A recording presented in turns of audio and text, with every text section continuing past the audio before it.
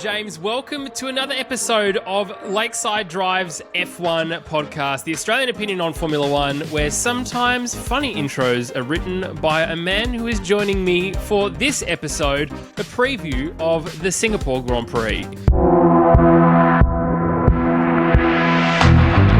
And I'm joined by said funny man and my friend and yours, Thomas J. Camp. Hello, mate. Hello, mate. How are you? Hello, listener. I'm very sorry. Well. I am prepping another intro, but I've got a severe case of writer's block at the moment, and I may just be a one-hit wonder. Oh, that is probably that is a description I want to use for you very often. Fantastic. You just nailed it so far out of the park. Everyone was shocked, Campy, and so much so last week, I know you had other things to do, but I said that you'd crumbled under your own pressure and decided to sit out a podcast because you couldn't be bothered doing another one. I did. No, there'll be one coming back. It'll be good. It'll be right. Psyching yourself out. That's what a very Australian thing to do. Well, listener, great to have your company. Thank you so much if you've been watching us on YouTube. Plenty of you have been doing that. We have seemingly a lot of fans now in the Netherlands. Welcome to you. Hello, Dutchies. You strange and wonderful bunch of human beings. There it is. Yeah, it has been great to see a lot of you in the comments. And thanks so much for listening on audio platforms as well. If you want to listen ad-free, jump across to Patreon. Links in the description below. You can sign up and get ad-free episodes. And that's streamed straight into Spotify. If you want, you can unlock the ad-free versions of all of our episodes straight into Spotify if that's your platform listening venue of choice. Okay, Campy, let's get straight into some Discord stuff. Our Discord comment of the week. First up. Now, this is more of a collective Lakeside Drive Discord comment of the week. Comes from Brabham.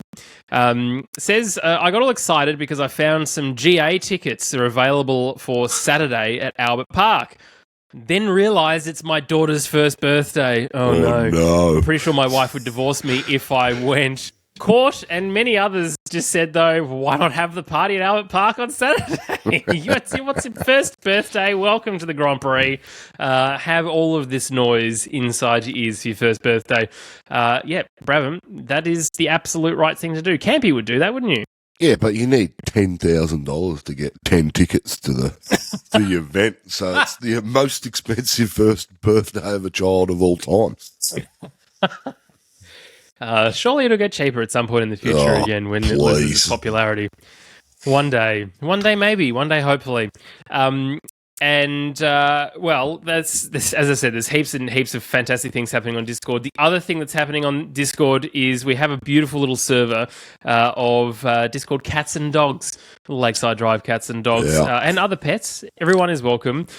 This one caught my eye. You'll have to go and visually look at it because, of course, for an audio podcast, terrible content. But Brody, who is new to the Discord server, and his grey kitten Klaus, who is lying fully outstretched, flat, arms in the air, tummy to the world, exactly how I imagine Campy after Danny Rick comes back, wins a world championship with Red Bull next year. That's how he would look as well. And Campy, I really enjoy the social media accounts of Formula One, and not because of the content. The content is all pretty much the same. It's well put together. It is fairly samey, but I love the comments. And here is the comment that I found this week that I really enjoyed. Now, in 2013, Mark Webber had a bit of an issue with his Red Bull, you may remember, around the Singapore Grand Prix circuit. And he got a little taxi lift, didn't he, with one Fernando Alonso. And he lost a point for it too. He did lose a point for it. Not a point. He lost FIA racing points, so your demerit point system. Yeah. How dare it's like Seb Vettel riding around the Australian Grand Prix circuit on a scooter. Don't do it. The FIA doesn't know how to comprehend anything like that. But this comment got me, and I think this is a comment that gets applied a lot to a lot of different things now. It's been making me laugh. This user says 10-second penalty for Ocon. It's everything that happens. It's a 10-second penalty for Ocon. He just attracts. Very, very He's good. had a stinker of a month the last 4 races, hasn't he? He's just every possible penalty. He's the new Fernando Alonso. Imagine driving for Alpine. Imagine thinking to yourself, Renault is a good choice. Well, not anymore. Move on. It's disappointing. Right, can I just say, Lakeside Lakeside Drives, Cats and Dogs is my favourite area of chat. I've recently got a new everyone's puppy. favourite. And I'm debating whether to... See, I got my new truck and it's been lifted significantly now. It's got big wheels, so it looks tougher than the front-wheel drive Hilux than it used to. But now I have this tiny little poodle that my wife purchased hanging his head out the window, and it just doesn't quite go with the look that I'm going for. So I'm debating whether to put that picture up, but it'll be up at some stage. So It's very sweet. She's very sweet, your dog. And I'm a big Bonnie, softie. But... You are a big softie. It's one of the... It's just one of the greatest things. There is a photo already that you posted of both of you in that thread. You should go have a look at it, listener, watcher. It's a great thing. All right, there's not really a lot that's been going on in Formula One this week, Campy. A couple of noticeable things. We'll focus in on the Australians. Of course, I'm talking about Daniel Ricciardo and Valtteri Bottas. Let's talk about Danny Rick first. He's been back to the gym after his surgery to get his hand sorted out. It did look like a lot had happened in there, though. Yeah. It was a pretty big scar. Yeah. I can't remember the technical name of it. Everyone became a metacarpal? PhD. Metacarpal, that's the one. So, yeah, it looks like there's been some pretty significant screws put in place to hold it together. So, I imagine the force feedback on those steering wheels can do a bit of damage if your hand's caught in the right place. So, yeah, it's a shame for him. It just means that those two races that he got together, he may need another couple of races just to... Not that he can't drive and not that he can't get performance out of the car, but just to be familiar with it and get some consistency. So he will get that before the end of the year. And it's just a bit of a shame to see it happen, how it's played out. But it's been great for Lawson. So I don't think, from all rumours, we won't see Danny Rick this weekend in Singapore. He will probably be back for the Japan Grand Prix. But I actually think that the decision at Red Bull's been made already to bring Danny Rick in back to the top team. And regardless of what happens this year, I think Danny Rick goes to the top team. I'm not sure what they do with Checo because Lawson has performed pretty well, all things considered. And we could be looking at a Yuki Tsunoda, Liam Lawson seat at Alpha Tauri next year, and Checo could go falling away into the abyss of the Formula One past drivers, possibly. Yeah, it is. It is an interesting space that we find ourselves in because if Checo does stay, as is his contract, and if Helmut is not to be believed, then Alpha Tauri being rebrossed, yes, it is being rebrossed. Hugo Boss, rebranded to Hugo Boss, or Toro Bosso, which was my other Discord comment of the week. I did see that. From Ross. Yeah, which is, of course, it's Ross. Fantastic. Always on fire. It's been interesting because Yuki Tsunoda is coming under fire too because his contract doesn't exist next year. So if Checo was to stay at the top team, what's stopping Red Bull from pulling up Liam Lawson into Formula One alongside Daniel Ricciardo, keeping Danny Rick there until the seat becomes available at Red Bull Racing? The point about what do Red Bull do with Checo, well, they don't need to do anything with him, do they? Because he's not a Red Bull driver in the same way that Nick De Vries isn't a Red Bull driver. So they can just cut him away and leave him up to his own devices, I suppose, to find another seat. I think Checo's probably, if it was any other driver, if I go back to Red Bull in the Seb Vettel, Mark Webber years, if you're comparing Webber and Checo's done enough to stay. I just think there's too many forces out there that want Danny Rick back in that seat. And from a marketing perspective, the globalisation of the sport, and particularly moving into America, those big markets, Danny Rick is the outside of your Lewis Hamilton and your Max Verstappen, the drivers' champions, etc., etc. Danny Rick is the character that everybody's getting involved with and loving. So that for me is why they want him back. And he's obviously got great relationships inside the team, and they want to see him succeed. I think he made the right call to leave Red Bull at the time, but with hindsight, which we've all got PhDs in, so Freya, you do have a PhD in something. Look, if you had your time again, you may have made a different decision. So he will be right. He'll be back in that team. But Helmut Marko is the interesting one for me. He's been mouthing off about Checo, which I don't think is deserved because Checo's done enough. I don't know what the personalities are like in behind closed doors. We hear rumours every now and then that he's not the most well-liked character, but I can't speak to that. I don't know. I'm not working in there. He's massive for the sport, in particularly South America. When Tommy T was over there, he just said Checo was absolutely everywhere. So he brings a lot to the sport too, but I'm just not sure that the organisation as a whole wants to move forward with him. So, but Helmut, geez, he keeps mouthing off about Checo, and he's come out and apologised ahead of Checo's 250th Grand Prix this weekend. Said, I don't want my comments to ruin his weekend. Well, bit late for that, Helmut. Too late. You've got a record of... I don't mind him saying what he thinks, but sometimes it comes from places where it's like, what is going on here? But we don't know the whole story. We don't know all the facts. So you just keep being you, Helmut, and not have the respect of any fans or anybody around the world, really. You just keep doing you, and we'll clap you along the way, however you choose to go about it. Yeah, he's certainly a very interesting and divisive character. That is for certain. He's also been at the heart of the devastation of many Formula One careers. Let's think in recent history with Pierre Gasly and Alex Albon, both of whom are still back on the grid, at least lucky enough, outside of the Red Bull seat. There is still some kind of thought process that Alex Albon would be linked to go back to Red Bull racing. Ain't going to happen. He's too busy building Williams around him and having a great time doing that. Yep. I'm not sure that car's going to be where it is now in the future. I think we're looking at a team that is really going to be on the up in a good, positive way now that the right people, especially someone like James Vowles, is at the helm. Campy, you want to talk about wine and Australian Formula One drivers and wine, and why you shouldn't buy St. Hugo and you should buy Valtteri Bottas's collaboration with Oliver's Taranga, which is a beautiful little vineyard in the McLaren Vale area of South Australia, which is where I was born, which is a fantastic thing. So I'm already on board with it.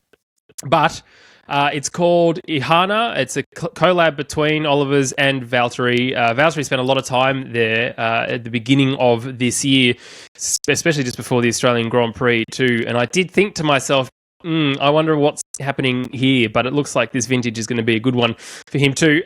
Look, this is a really great thing. Unlike the Daniel Ricciardo thing, St. Hugo is owned by Pernod Ricard, which is a huge international company owning many, many, many, many, many, many, many things, and used the opportunity of Daniel Ricciardo to try and rejuvenate the brand of St. Hugo. This is a small producer with great wine, and McLaren Vale makes incredibly good wine at a really decent price point. So for a change, we don't have to spend stupid amounts of money here. You're welcome. Thank you, Valtteri. You're welcome in advance.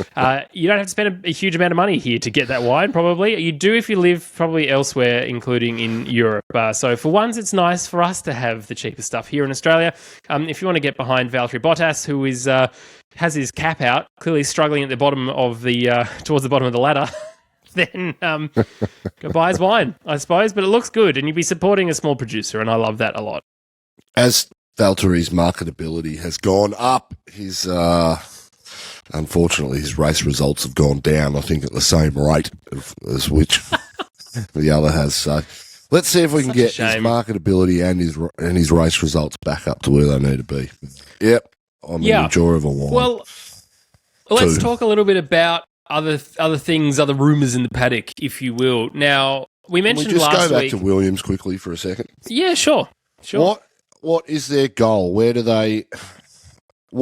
Ultimately, they want to win championships. I don't see that happening in the near future.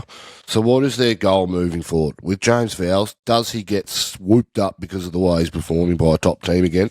We know he came from that Mercedes umbrella. I don't think he'll go back there. But does another team offer him something he can't refuse, which, ultimately hinders the organisation? I think for them, they want to be the best of the rest, and probably beating, outside of your big three, you've got your the Red Bull, Mercedes, and Ferrari. They're what I call the big three. Then after that, you've got your McLaren and your Alpine, and then there's the rest of the pack after that. Aston Martin, you can throw them in there too. I think where Williams probably wants to be is that fourth or fifth best car on the grid. And I think if they can get there and then sustain that over 3 or 4 years, I just think that organisation has done the best they can with the cards they've been dealt. So, yeah, where do you see it? Yeah, I think that's probably a good shout. I mean, obviously everyone wants to win championships. That's the point. I think they'll probably sandbag where they currently are, which is consecutively getting into Q3. That's probably the first tick for them, for Alex Albon. Next, it should be getting into the points in every Grand Prix, at least one car, then both cars. It's sort of obviously Logan Sargent probably not going to be around next year to help that along. I think Williams will be trying to look at someone who has a little bit more skill in the sport. Not saying Logan Sargent doesn't have skill. He is a skilled driver. That is no doubt there. But someone maybe a little bit more experienced. You like of Nico Hulkenberg, for example, to try and just push the car consistently where it needs to be.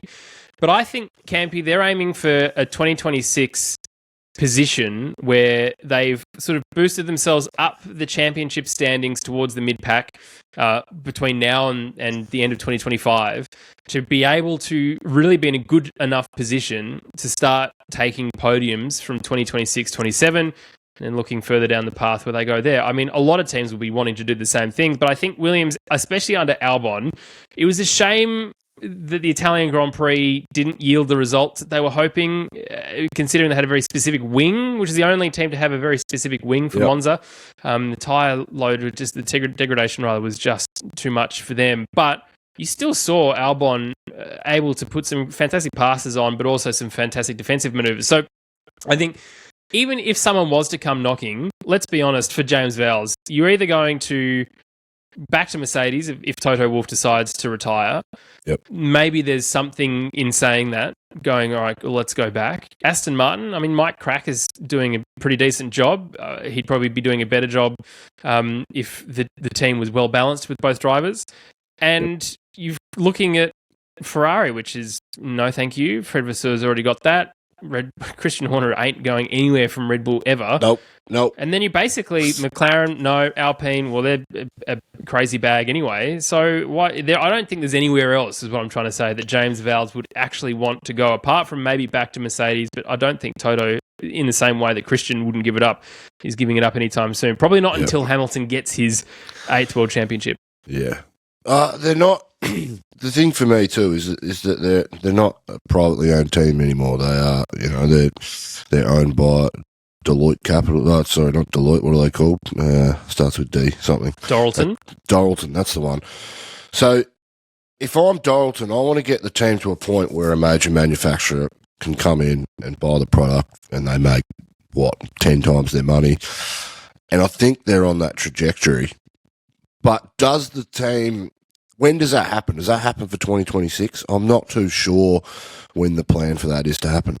If I'm Audi, I'm not looking at Sauber as the team that you want to join. I'm looking at Williams. I'm going, that is the team that I want. They've got the history. They'll keep the name, all of such things. Be a Williams Audi outfit or something. And that's the team I'd be wanting to do a deal with outside of Alfa Romeo. So I'm just not sure where that sits. But long term, I think that's probably what they're working towards as an organisation. Well, it's a bit late because Audi and Sauber is a done deal. So yeah, I know, but is going that one path. I'm just pointing out the fact that if I'm Audi, I'd be looking somewhere else. But does that leave the door for Porsche to come in, or we know Andretti wants to come in and do a deal with the team? They won't get their own team, and I don't think F1's ready to put another 2 teams on the grid. And if you think back to the era of the HRT and the Lotus, they were just so far behind. The Caterham and stuff. They were so far behind everyone else that it didn't work, and it's not a great look for the sport. And I think that's the way that an Andretti Motorsport gets in, is they team up with a Williams who have got the infrastructure, they've got the history, all the relationships in F1 too. So, and that'll bring their next level investment, and that hopefully gives them the ability to invest in the off-track stuff, which puts the performance on track, and they eventually win world championships again. So, yeah, that's where I see it going. I'd like to see Haas and Andretti get together. Although let's keep it American, And Andretti Global has just been announced. They've just launched that brand, and to build that massive factory, to have a engine manufacturer on board in Cadillac potentially, to actually make them a works team, just not a buying parts team, which we've spoken about to death probably at this point. I would love to see that. Keep the American dream alive with those two things. Let's just talk a little bit about some other news that's going on. They're rivals in every other category, but I mean, so how does it work? So is Andretti and United Motorsports under Zach Brown and Andretti, and they're collabing. You've also got Walkinshaw here, Walkinshaw Andretti United. Yep. WAU Racing here in Australia, so it can work. Why not? And then maybe that's a bigger play, is to pull more resources under the one roof. We know that in those categories, if you talk about NASCAR specifically, you can run as many different cars and as teams and everything else that you want, especially with Indy too. So I just think it would be a good thing for Haas, but also to have Andretti and to clearly satisfy the need that Michael Andretti has to want to come into Formula One. There are a couple of things. We're just going to take a quick ad break, and when we're back, we'll talk about the other bits and pieces that are going on in the world of F1 this week. Well, a massive thank you to NordVPN for sponsoring this episode of Lakeside Drive, the Singapore Grand Prix preview. If you're traveling to the Singapore Grand Prix circuit, it is fairly easy to get to. One of the good circuits in the world, so you can stay in a hotel. You can even watch it from your hotel. But if you are in your hotel and using Wi-Fi, it's best to keep all of your data secure. And the best way to do that is by using the fastest VPN in the market, which is NordVPN. If you're a listener of this show and you don't yet have a VPN, well, here's the good news. You can go to nordvpn.com/Lakeside Drive right now. You can get a 2-year plan, which is heavily, heavily discounted.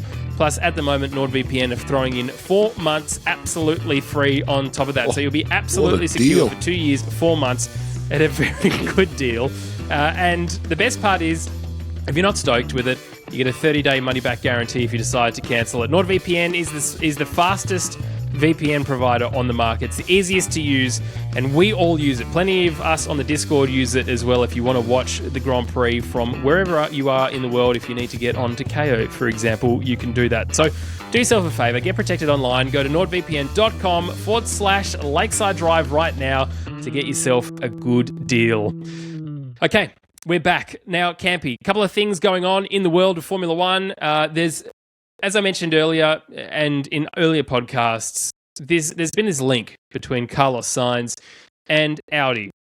Now, we spoke a little bit last week, you weren't here, in terms of how Carlos Sainz leverages that to stay with Ferrari. Because let's be honest, Ferrari in the short term is his journey to getting a world championship, or a race win at least, a lot faster than Sauber, which is not anywhere near them in the current format. So you thinking about that, and if that was to go well, Campy, and let's say that Charles Leclerc and Carlos Sainz remain at Ferrari for the next couple of years, there are some other potential options for Audi coming in 2026. One of those might be a German driver that is already on the grid.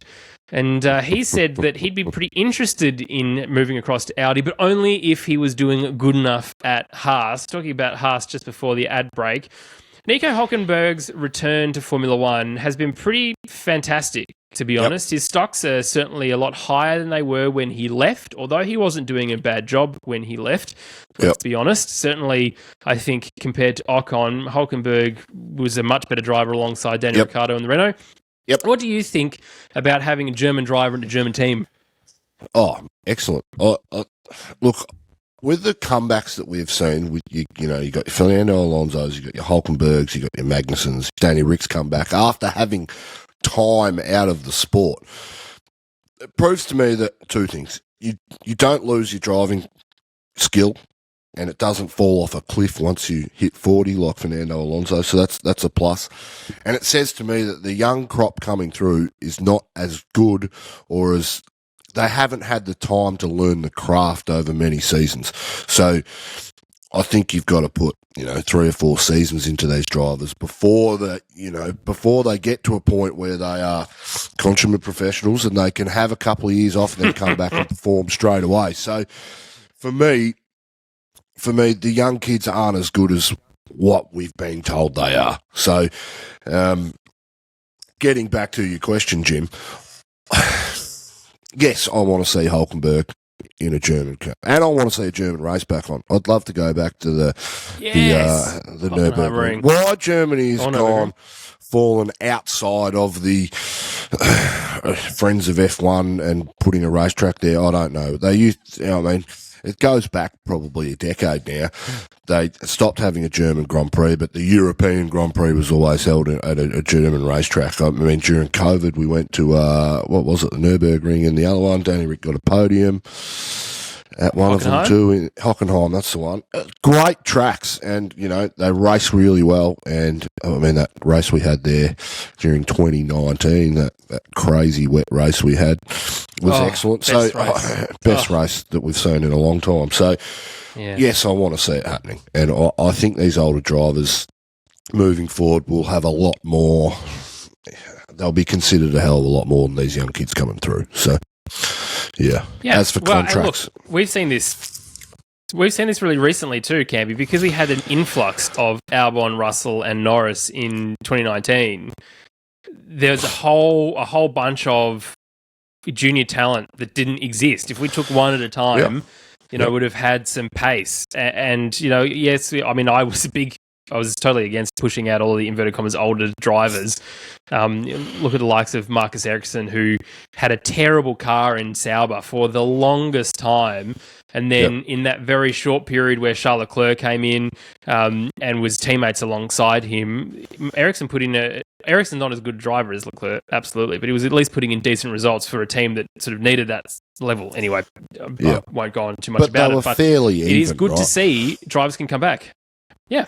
Yeah, and getting back to the Carlos thing and, the conversation you had with Freya last week, Carlos always has these purple patches in the year where he's performing week in, week out. He historically starts a lot slower and builds his way into a season. But he's in his purple patch at the moment, and I think the way he drove in Monza, he compromised his own race by trying to defend as much as he did. And Leclerc just sat in the DRS, was nice on the tyres as he possibly could be, so that when the eventuality of him, his teammate getting overtaken, he could pounce. But Carlos had it over him all weekend, and I think he needs to do it week in, week out for the rest of the year for Ferrari to really consider him to be, maybe we've made the wrong decision on Charles. Charles hasn't had a great last 6 races.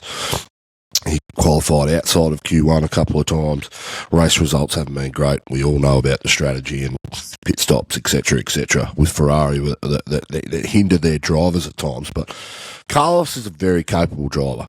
Clearly, at the moment, Charles is number 1. I don't think Carlos will be doing leveraging. I don't think he's got that many cards to play, other than he's got 10 races or something left in that seat this year.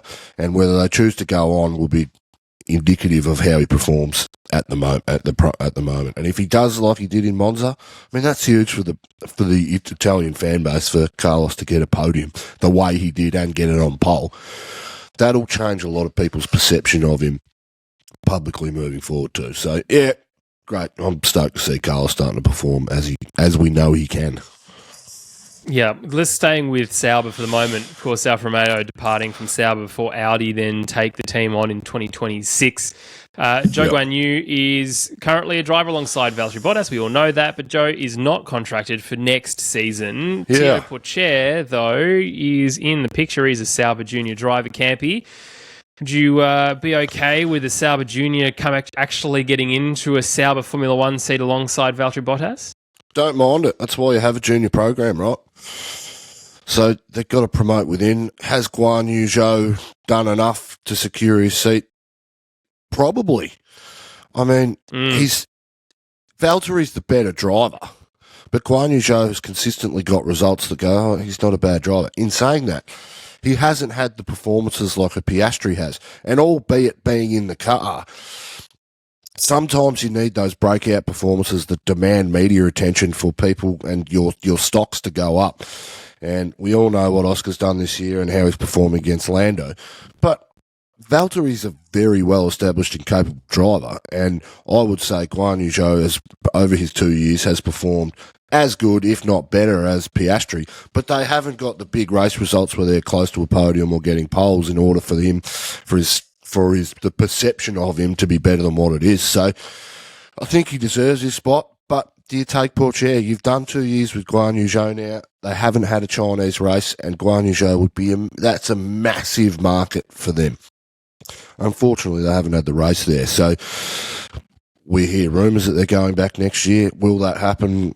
Well, I don't mind China as a racetrack. It looks quite cool. The first sector's awesome where it circles around and doubles back on itself, which produces good racing, but the rest of the track's a bit of a flop, and historically we haven't had great races there except for 2018 when Danny Rick overtook 5 people in the last 20 laps to get the win. So yeah, it's an interesting one. I don't know what they do. I would probably stay with Guan Yu Zhou to at least get one China race out of him. Pourchaire will be in the system. He's performing well in F2. They've changed the rules now so he can go back to F2 as a champion if he wins it this year. So the upside's up. And he's got time. We don't need to rush these kids into places they don't need to be, in my opinion. So, yeah, that's my thought. I'm not sure to answer your question. Yeah. That's a very long-winded way. Yeah. Look, I think Joe's done more than enough, and he is behind Valtteri on points. But it seems more often than not he seems to be further up the grid than Valtteri when you're looking at something happening in the race. So anyway, we'll see what happens. It's just interesting, and I think we're starting to see now, Campy, a little bit of the silly season starting to rear its head. It's not as silly, not anywhere as silly as last year, which is probably a good thing. We just need a little bit of a break from that ridiculousness. Campy, let's preview the Singapore Grand Prix properly. That's what this episode is all about. Last year was an absolutely cracking race. It was a wet start. It had that classic Singapore downpour. And we ended up with Perez winning, Leclerc and Sainz the second and third. Fourth was Lando. Fifth was DR. And Max was in seventh. And one of those amazing things of Max getting frustrated being further back in the pack, and he tried to take Norris at one point, didn't he? He did. He tried to take the inside around 15 from memory and collected him. And he flat spotted his tyre, didn't he? Braked hard, flat spotted his tyre. Look, my memory from last year, not that I didn't do any research and look at last year's race and what happened, but my memory is Max had a penalty and he's coming from the back of the pack the whole way through, or anyway, his pace was astounding compared to everyone else, but every time he pushed and tried to make things happen. He didn't let the race come to him last year. He tried to make things happen, and unfortunately it wasn't his night, and it was a frustrating race, although they clearly had the pace. Checo drove well out front. It's good to see McLaren get some results last year. They needed it. I mean, you think about Danny Rick's win. Yeah. It's still the only McLaren driver since Fernando Alonso to get a win. Lando still hasn't got one. The history books will suggest that Danny Rick was better than Lando over that 2 years. So, unfortunately for us, the reality of it probably wasn't the case. So, you just triggered everyone on YouTube. Yeah, I don't care about everyone on YouTube, but that's fine. I think I'm looking at Monaco from this year to suggest to me what we see for this weekend, and I think this is probably Fernando's last chance of the year to get a win if something was going to happen. He needs to be on the front row in qualifying, and he needs some luck to go in his race, because I think the Red Bulls are particularly on this style of track, they're just going to be way better than anyone else, which is like most tracks. Let's jump to doing some predictions, then we can talk a little bit about why you think that. So, front row, who's your front row for this weekend? Max, Alonso, and Piastri. Podium. Max, Alonso, Piastri. Okay, so Max and Fernando for the front row for qualifying. Yeah. What about 10th? This is going to be a highly contested spot for the last championship point. I think Who's your gut Lando is going to feeling? be in 10th place on the last lap, and then he's going to be overtaken by Guan Yu Zhou to not get a point in 11th on the last lap. So Guan Yu Zhou, for me, is going to be 10th. So good. I agree. Well, his teammate gets a podium too, so... Oh, okay, great. Yeah, we'll just add if you get a podium for fourth. I agree. I think it's going to be a Max and Fernando special. Although I said this before we started recording, and I said this last week, that Singapore is a street circuit, and allegedly Sergio Perez loves a street circuit. It certainly this year would suggest every other street circuit that we've gone to, he has managed to have a very good result. But podium-wise, I actually think not. And not that I want this necessarily, because I think I want a Red Bull absolute domination for the rest of the year. But part of me, especially listening to the High Performance podcast that Fernando did, I really want Fernando to get another win in Formula One. So I'm going to hedge my bets with him on the top step of the podium, and I think it's going to be, like we saw at the very beginning of this year, a double Red Bull and Aston Martin podium, but it's going to be Fernando Alonso, Max Verstappen, and then Sergio Perez. And in 10th, I'm going to put Liam Lawson, because I just have this feeling that he's going to be able to outperform Yuki Tsunoda this weekend. I don't know why. I just have that feeling. So that's where I'm at. Let's talk a little bit, Campy, about Liam Lawson, because you weren't around for the Italian Grand Prix review episode. How do you feel as a fellow Kiwi? How do you feel he's doing? He's got his shot in Formula One. Everyone's been talking about online and, Liam beat his teammate. Give me a break. Yuki was... Well, that had penalties involved, so... Well, totally. And Yuki didn't even start the race. I mean, geez, qualified better than him. So I think he's done well. He's been thrown in the deep end and he's had to learn. Has he performed as good as what everybody's making him? When I say everybody, I mean a certain corner of the internet has been on his bandwagon or train and trying to hype him up a bit. I don't think he's been as good as those people have said, but he's done his job. He stepped in late over a race weekend. I think his performance in Zandvoort was incredible to do that. And he looked good at times over the weekend in Monza too. So depending on which way Alpha Tauri decide to go next year, or Red Bull Group, well, I could see, as I said before, I could see him and Yuki in that seat fighting for a top drive over the coming 2 or 3 seasons, at least till the regulation changes in 2026. So, yeah, I think he's been good. Yeah, good. I'm here for it. I think he has had a long time being in the junior program for Red Bull. He's done a lot of different things for them: DTM, Super Formula. Done some free practice sessions in the car in the Alpha Tauri in the past, of course, F2.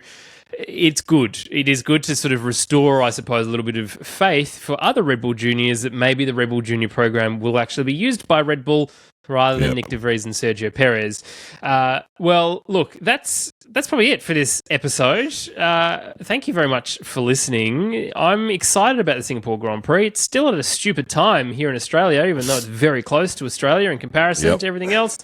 But that's okay, because the Japanese Grand Prix is on at 3 o'clock in the afternoon, which is very, very exciting.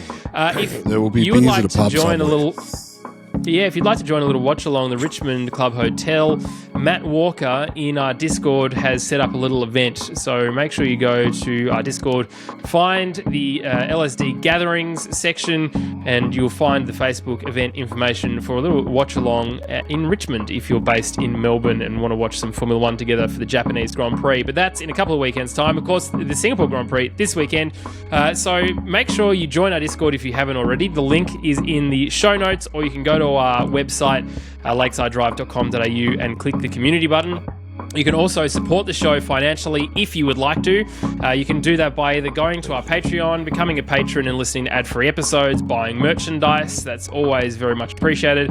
And if you want to support the show for free, just show us some love. You can do that by leaving a rating or review wherever you're listening on whatever podcast app of your choice. If you're watching us on YouTube, please click the subscribe button. I think that is all of the pandering I need to do for this episode, Campy. Very excited for the Singapore Grand Prix to review it all with you this time next week. Wherever you are in the world, I hope you have a fantastic week. And of course, we wish Daniel Ricciardo all the best for his future World Championship in 2024. See you next week. See ya.